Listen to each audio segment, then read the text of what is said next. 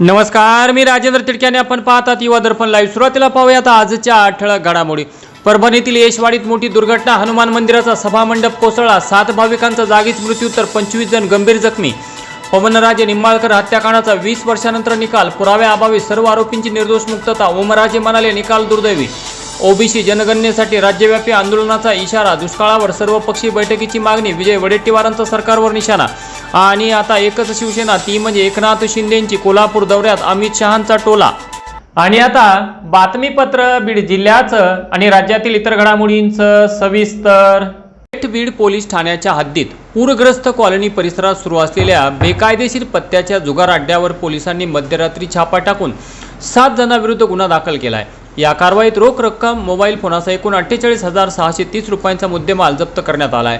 पोलिसांनी दिलेल्या माहितीनुसार दिनांक 19 जून रोजी रात्री 12:30 वाजण्याच्या सुमारास पूरग्रस्त कॉलनीतील खडेबरी मंदिराकडे जाणाऱ्या रस्त्यालगत मोकळ्या पत्र्याच्या शेडखाली काही जण पैशांवर तिरट नावाचा जुगार खेळत असल्याची माहिती मिळाली होती। त्यानुसार पोलिसांनी छापा टाकून कारवाई केली।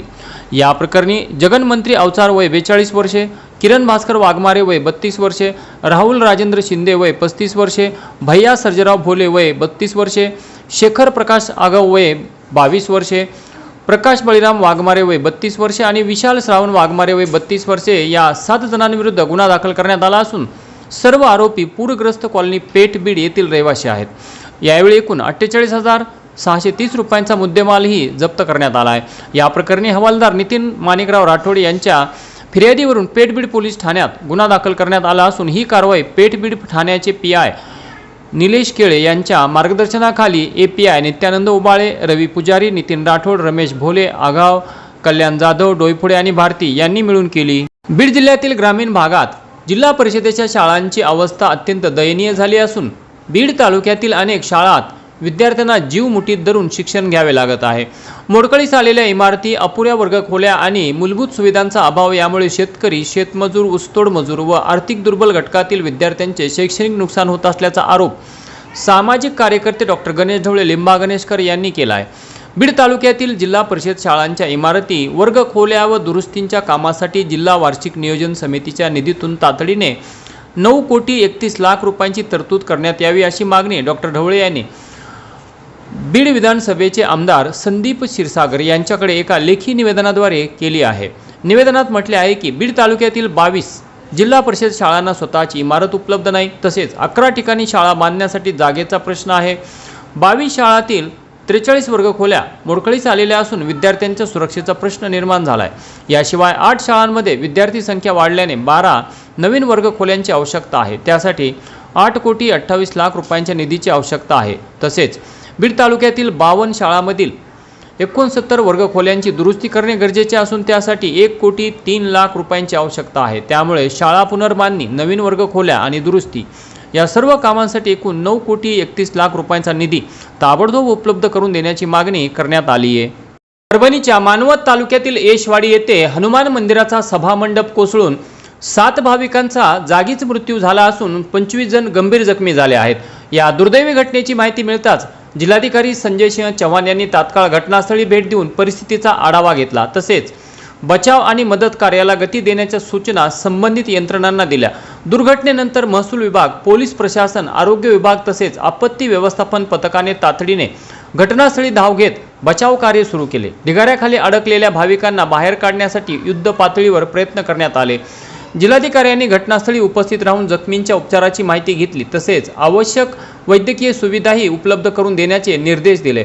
बचाव कार्यादरम्यान कोणतीही अडचण येऊ नये यासाठी सर्व संबंधित विभागांमध्ये समन्वय राखण्याच्या सूचनाही देण्यात आल्या। युवा दर्पण लाईव्हसाठी प्राध्यापक सुरेश नायकवाडे, परभणी। ऊस तोडणीसाठी घेतलेल्या उचल पैशांच्या वादातून एका तरुणाला बेदम मारहाण करत त्याचे दिवसाढवळ्या जबरदस्तीने अपहरण केल्याची धक्कादायक घटना आज परळी शहरात घडली। मिळालेल्या माहितीनुसार फिर्यादी राजू प्रल्हाद कांबळे वय 30 वर्षे, राहणार सोरजा, तालुका जिंतूर, जिल्हा परभणी यांनी परळी शहर पोलीस ठाण्यात तक्रार दिली असून पीडित तरुण विनोद नवनाथ वैरागी, राहणार स्वाभिमान नगर, परळी वैजनाथ, जिल्हा बीड याने ऊस तोडणीसाठी घेतलेले उचल पैसे परत देण्याच्या कारणावरून आरोपींनी संगनमत केले आणि दिनांक 19 जून 2026 रोजी सकाळी 9 वाजण्याच्या सुमारास आरोपींनी परळी येथील अरुणोदय मार्केट परिसरात विनोदला रस्त्यात गाठले, त्याला बेदम मारहाण केली व शिवीगाळ करत जीवे मारण्याची धमकी दिली आणि दिवसाढवळ्या जबरदस्तीने त्याला एका वाहनात बसवून त्याचे अपहरण करण्यात आले। या गंभीर गुन्ह्यात आरोपी अप्पाराव उर्फ माऊली उजगरे, सचिन अप्पाराव उर्फ माऊली उजगरे, विश्वजित ज्ञानेश्वर कदम, गिरीधर शत्रुघ्न पुरी, सचिन संतोबा कदम सर्व राहणार सायखेडा तालुका सोनपेठ जिल्हा परभणी आणि दीपक चव्हाण राहणार निपाणी असे एकूण 6 जणांविरुद्ध परळी शहर पोलीस ठाण्यात विविध कलमानुसार गुन्हा दाखल करण्यात आला असून त्यापैकी 3 आरोपींना पोलिसांनी तात्काळ सापळा रचून ताब्यात घेतले आहे। तर घटनेची माहिती मिळताच परळी शहर पोलीस ठाण्याचे प्रभारी पीआय नाचन, एपीआय गुट्टुवार आणि पीएसआय शिंगणे यांनी घटनास्थळी धाव घेत पाहणी केली। तर पीआय नाचन यांच्या मार्गदर्शनाखाली पुढील तपास पीएसआय शिंगणे हे करत आहेत। पोलिसांनी तपासाची चक्रे जलद गतीने फिरवल्यामुळेच परळी शहरातील कायदा व सुव्यवस्थेची परिस्थिती पूर्णपणे नियंत्रणात आणि शांत आहे।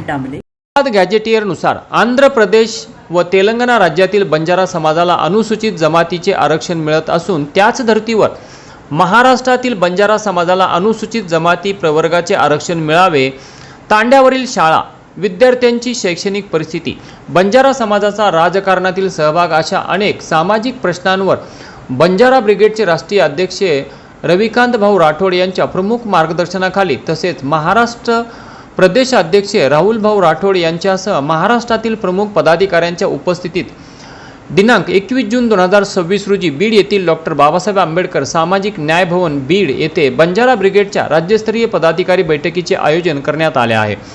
या बैठकीला बीड जिल्ह्यासह महाराष्ट्राच्या वेगवेगळ्या जिल्ह्यातून प्रमुख पदाधिकारी उपस्थित राहणार आहेत। तरी बीड जिल्ह्यातील बंजारा ब्रिगेडच्या सर्व पदाधिकारी यांना या बैठकीला उपस्थित राहावे असे आवाहन बंजारा ब्रिगेडचे जिल्हा प्रसिद्धी प्रमुख तथा पत्रकार विष्णू राठोड यांनी केले आहे। पाहुणे आले, पटकून रस बनव। हो बनवते। याला पण आत्ताच बंद पडायचं होतं, आता याला नीट कोण करणार? अरे अरे अरे, त्या नळाला काय झालं आता? प्लंबर कुठून बघायचा? इथं कोणी ओळखीचं पण नाहीये। अरे यार, एवढ्या गर्मीत इलेक्ट्रिशियन कुठून शोधू? हा, गेट तुटला बाबा, आता वेल्डिंग वाला कुठे भेटणार? मायला भर रस्त्यात गाडी बंद पडली, आता मेकॅनिक कुठे शोधायचा? अरे मग बुकिड ऍप आहे ना, इथे प्लंबर, मेकॅनिक, इलेक्ट्रिशियन, वेल्डर अवघ्या काही वेळात घरी येऊन तुम्हाला सर्व्हिस देतात। तर आताच खाली दिलेल्या स्टेप्स प्रमाणे बुकिड ऍप डाउनलोड करा आणि मिळवा या सर्व सर्व्हिसेस एका क्लिक मध्ये। किंवा जर तुम्ही स्वतः मेकॅनिक, वेल्डर, इलेक्ट्रिशियन, प्लंबर असाल तर खाली दिलेल्या स्टेप्स प्रमाणे ऍप वर रजिस्ट्रेशन करा आणि मिळवा नवनवीन कस्टमर्स। मग आता घरातील कुठलंही काम असो, बुकिड करा आणि टेन्शन फ्री व्हा।